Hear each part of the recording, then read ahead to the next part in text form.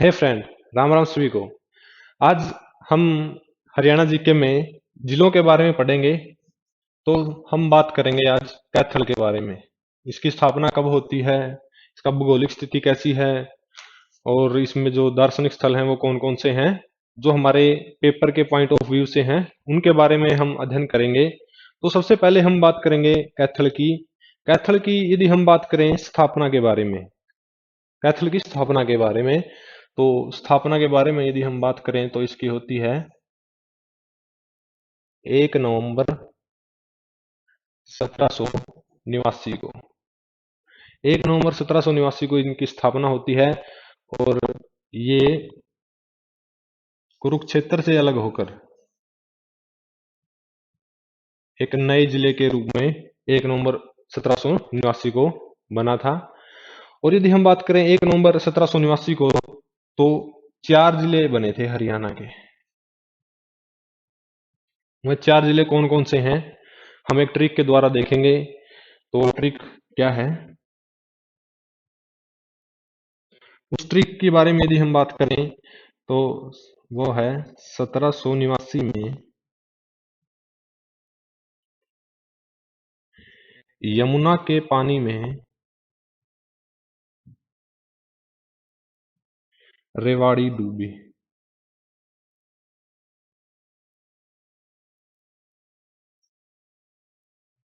रेवाड़ी डूबी।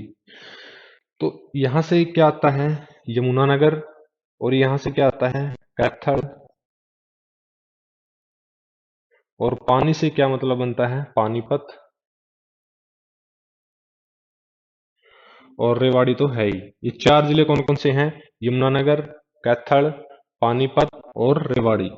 तो यहाँ से ट्रिक क्या बनती है कि 1789 में यमुना के पानी में रेवाड़ी डूबी। तो यहाँ से एक ट्रिक बनती है कि 1 नवंबर 1789 को हरियाणा के 4 जिले बनते हैं। वो कौन कौन से हैं, यमुनानगर, कैथल, पानीपत और रेवाड़ी। इन 4 जिलों की फॉर्मेशन होती है। तो हम बात करेंगे कैथल के बारे में। कैथल के बारे में हम आगे देखेंगे, इसकी कितनी तहसीलें हैं और इसमें क्या कुछ है। हम बात करें यदि कैथल की तहसीलों के बारे में, तो 4 तहसील हैं। कौन कौन सी हैं, कैथल, नंबर 2 पे कुंडरी, नंबर 3 पे गुल्ला चिखा,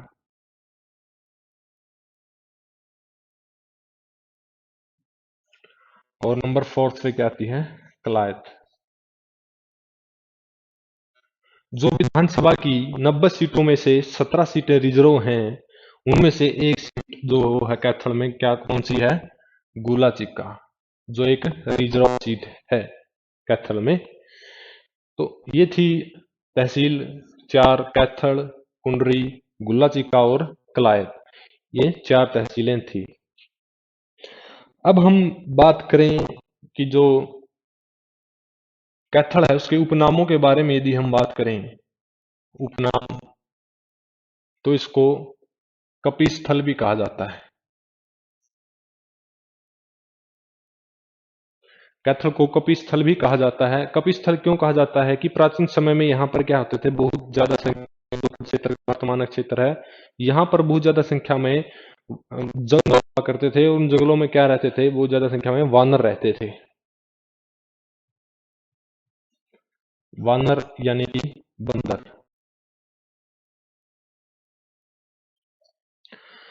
तो जो कपि शब्द है वो वानर यानी कि बंदर का ही क्या है, एक पर्यायवाची शब्द है। तो यहीं से क्या कहते हैं कि इनका नाम, कैथल का नाम क्या पड़ा था, कपिस्थल पड़ा था। कपिस्थल पड़ा था। लेकिन इसको एक दूसरी मान्यता यह भी है कि जो कपिल मुनि है,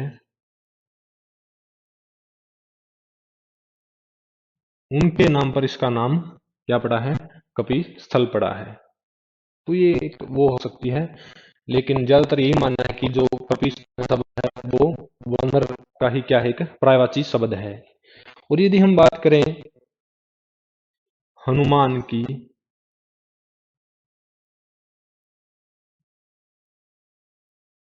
जन्म स्थली,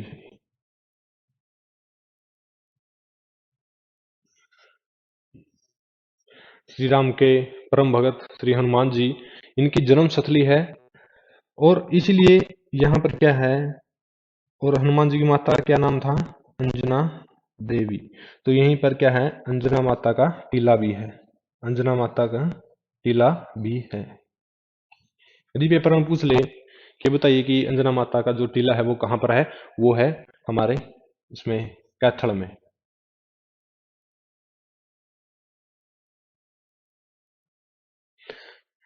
अब हम आगे देखते हैं, जो कैथल है उसको किसने बसाया था। कैथल को बसाया था युधिष्ठिर के द्वारा। युधिष्ठिर के द्वारा बसाया गया था, श्री कृष्ण जी के कहने पर युधिष्ठिर के द्वारा कैथल को बसाया गया था। तो अब आगे हम बात करेंगे कैथल के जो भौगोलिक स्थिति है उसके बारे में।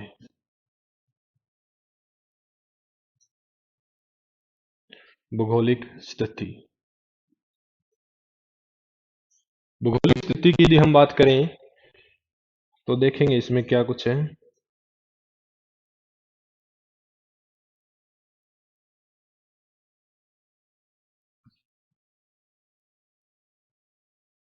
हम यहाँ पर नदी के बारे में पढ़ेंगे, मृदा के बारे में पढ़ेंगे, और सिंचाई व्यवस्था है उसके बारे में देखेंगे, और कृषि के बारे में देखेंगे, यहाँ पर किस प्रकार की कृषि होती है, कौन सी फसलें यहाँ पर उगाई जाती हैं। और यहाँ पर हम देखेंगे पड़ोसी जिले, इनके बारे में हम देखेंगे भौगोलिक स्थिति में। तो भौगोलिक स्थिति में यदि हम बात करें नदी के बारे में, तो बताइए, मैं कुछ नदियों के नाम लिखने जा रहा हूं, बताइए कि इनमें से कौन सी नदी कैथल में से गुजर रही है। गग्गर, दृष्टवती, मारकंडा और सरस्वती। सरस्वती, इनमें से देखिए कौन सी नदी कैथल में से गुजर रही है, वो नदी है गग्गर नदी, कैथल में से गुजर रही है। जो ये गग्गर नदी है, पंजाब का जो पटियाला है और कैथल, इनकी जो बाउंड्री है वहां से गग्गर नदी गुजर रही है। अब हम बात करें दृष्टद्वती नदी के बारे में। दृष्टद्वती नदी की यदि हम बात करें तो चरखी दादरी कहते हैं कि दृष्टद्वती नदी के जो तटों के ऊपर बसी हुई थी। तो हम वर्तमान स्थिति की यदि बात करें तो दृष्टद्वती नदी अब चरखी दादरी में से नहीं बह रही है, तो दृष्टद्वती नदी कैथल में से भी नहीं बहेगी। मारकंडा की यदि बात करें, मारकंडा की जो नदी है वो कुरुक्षेत्र में सरस्वती नदी में क्या हो जाती है, मिल जाती है। और जो सरस्वती नदी है वो हमारे कहाँ से एंट्री होती है, इसकी आदि बद्री से हरियाणा में एंट्री होती है, और एग्जिट कहाँ से होता है, कुरुक्षेत्र के पेहवा से। तो ये नदी भी, सरस्वती नदी भी कैथल में से नहीं बहेगी। तो एकमात्र नदी जो कैथल में से होकर गुजरती है वो कौन सी नदी है, गग्गर नदी। दर्शवती नदी की यदि हम बात करें तो ये चरखी दादरी यहाँ पर बसा हुआ था, लेकिन वर्तमान में ये विलुप्त हो चुकी है। और जो मारकंडा है वो कुरुक्षेत्र में सरस्वती में मिल जाती है। और जो सरस्वती नदी है जो यमुनानगर के आदि बद्री से एंट्री होती है और कुरुक्षेत्र के पेहवा से ये पंजाब में चली जाती है। तो एकमात्र नदी है कैथल में, कौन सी नदी है, वो गग्गर नदी। अब हम बात करते हैं मृदा के बारे में। देखिए, जो हमारा हरियाणा है उसका जो भौगोलिक स्वरूप है, यदि हम देखें भौगोलिक स्वरूप में यदि हम देखें उत्तर की तरफ क्या है, शिवालिक श्रेणी है। और बिल्कुल साउथ की तरफ जाएं, दक्षिण की तरफ जाएं, तो वहां पर क्या है, अरावली पर्वत श्रृंखला, अरावली पर्वत श्रृंखला है। और यदि हम जाएं दिल्ली की साइड की तरफ, जहां पर ये हमारे फरीदाबाद है, रेवाड़ी है, नूह है, इस तरफ जाएं तो यहाँ पर अरावली पर्वत श्रृंखला है। जो बीच का क्षेत्र है, उस बीच के क्षेत्र जो बच गया उसको हम क्या बोलते हैं, जलोढ़ मैदान। उस बीच के क्षेत्र को हम क्या बोलेंगे? जलोढ़ के मैदान। उस जलोढ़ के मैदान पर ही क्या बसा हुआ है? कैथल। देखिए, जो जलोढ़ का मैदान होता है उसको भी हम दो भागों में बांटते हैं। जो जलोढ़ का मैदान है, एक तो होता है खादर, एक है बांगर। जो खादर है, खादर किसको बोलेंगे? जो प्राचीन समय में जो नदियां बहती थी उनके द्वारा जो निक्षेप छोड़े गए थे, और वहां पर एक पतली परत के रूप में मिट्टी का जमाव हो जाता है, और बिल्कुल जो पुरानी मृदा होती है उसको हम क्या बोलते हैं? खादर बोलते हैं। और जो बांगर है, बांगर, ये बाढ़ के, जो नदियों में बाढ़ आती है उसके द्वारा जो निक्षेप छोड़े जाते हैं, तो उनको हम क्या बोलते हैं? बांगर बोलते हैं। जो नई मृदा होती है, बिल्कुल नवीन मृदा होती है। तो क्या थर में बाढ़ें आती हैं? नहीं आती। तो इसी करके यहाँ पर क्या है? खादर का चित्र है। तो खादर एक मृदा होती है, जलोढ़ मृदा। तो खादर मृदा यहाँ पर पाई जाती है। तो खासकर यदि हम बात करें यहाँ पर फसलों के बारे में, फसलों के बारे में, जो हमारा जो एक कृषि का ही एक पार्ट है, तो यहाँ पर क्या होता है? चावल और गेहूं की कृषि सबसे ज्यादा की जाती है। चावल और गेहूं की कृषि की जाती है यहाँ पर। चावल और गेहूं की क्या की जाती है? कृषि की जाती है। और यदि हम बात करें, जो संयुक्त चावल का कटोरा किस किस को कहा जाता है? करनाल, कैथल, कुरुक्षेत्र और जींद। ये चार ऐसे जिले हैं जिनको संयुक्त चावल का टोकरा कहा जाता है।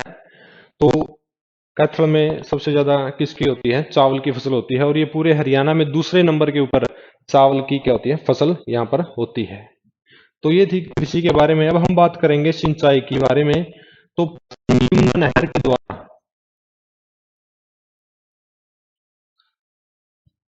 पश्चिमी यमुना नहर के द्वारा यहाँ पर की जाती है सिंचाई।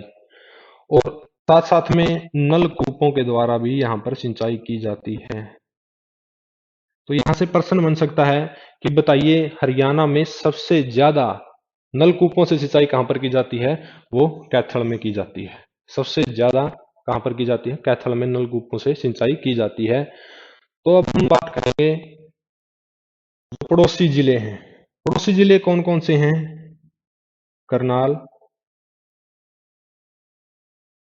कुरुक्षेत्र और जींद। ये ऐसे जिले हैं जो कैथल को क्या करते हैं? टच करते हैं। और एक पंजाब का जिला भी आता है। कौन सा जिला है वो? पटियाला।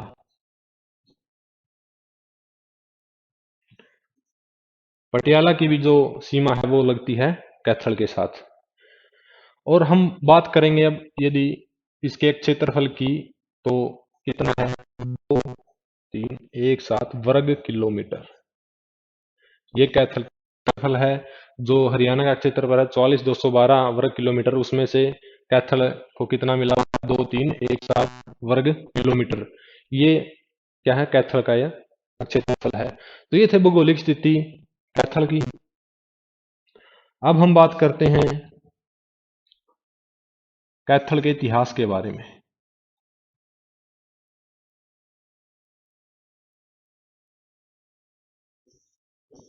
कैथल के इतिहास के बारे में यदि हम देखें, तो एक रियासत थी।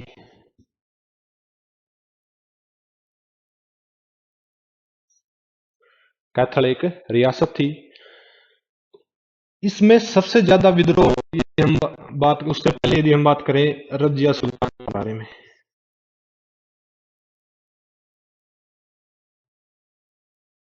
रजिया सुल्तान 1236 से लेके 1240 तक, ये 4 साल ही ये शासन कर पाई थी। तो ये जो रजिया सुल्तान है, रजिया सुल्तान की जो हत्या है वो कहाँ पर की जाती है? कैथल में की जाती है।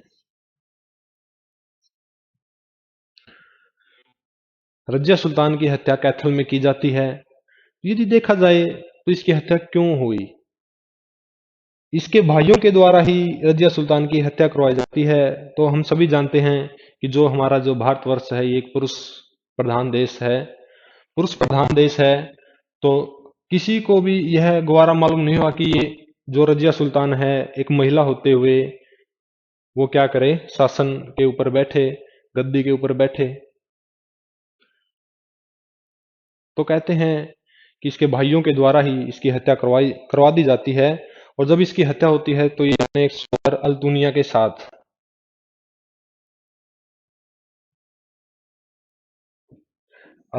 साथ आई हुई थी। और यहीं पर खोखर जाटों के द्वारा रजिया सुल्तान की क्या की जाती है, हत्या की जाती है। तो हत्या होगी तो यहाँ पर क्या होगा, मकबरा भी होगा। तो रजिया सुल्तान का मकबरा कहाँ पर है? वो हमारे कैथल के अंदर है। तो यहाँ पर मकबरा तो हम कह सकते हैं कि एशिया की ये ऐसी पहली महिला थी, एशिया की पहली महिला जिसका मकबरा बनाया गया था। वो कहाँ पर है? कैथल के अंदर है। तो हम आगे देखते हैं कैथल के जो विद्रोह हुए, वो सबसे ज्यादा विद्रोह सबसे ज्यादा विद्रोह बाबर के समय में हुए थे। इसके एक है कैथल का विद्रोह के समय।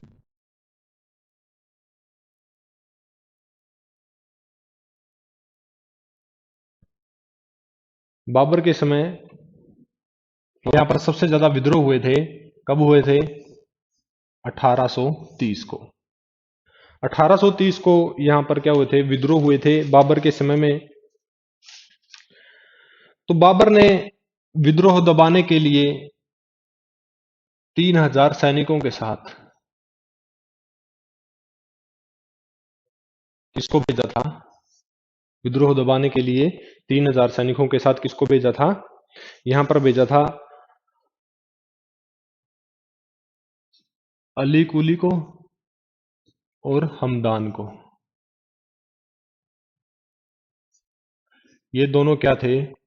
सरहिंद के क्या थे? ये सरहिंद के गवर्नर थे। सरहिंद के गवर्नर थे।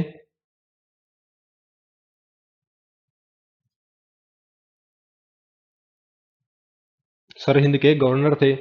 और जो ये विद्रोह उठाया गया था, किसके द्वारा उठाया गया था? ये मोहन सिंह मंडार।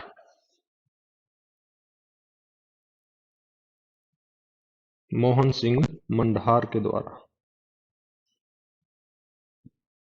मोहन सिंह मंडार के द्वारा यहाँ पर विद्रोह कर दिया जाता है। और बाबर 3000 सैनिकों के साथ अली कुली और हमदान को भेज देता है, जिसमें इन दोनों की क्या होती है? हार हो जाती है।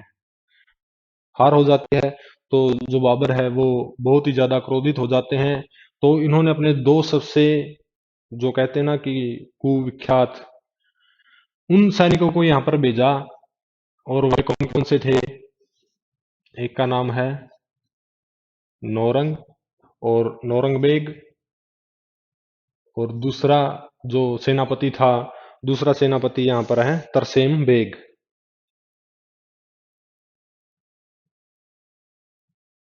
तरसेम बेग, इनको यहाँ पर भेज दिया जाता है। और इसमें मोहन सिंह मंडार है वो क्या है? मारा जाता है। और कौन जीत जाता है? नौरंग बेग यहाँ पर क्या हो जाता है? विजयी हो जाते हैं। तो ये था 1830 के बाबर के समय में विद्रोह। और एक जो विद्रोह होता है वो होता है 1843 में। 1843 में क्या होता है? यहाँ पर जो होती है वो साहिबी कौर,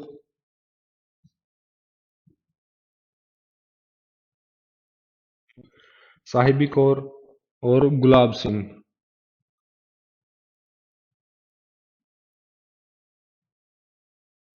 साहिबी कौर और गुलाब सिंह वर्सेज अंग्रेज।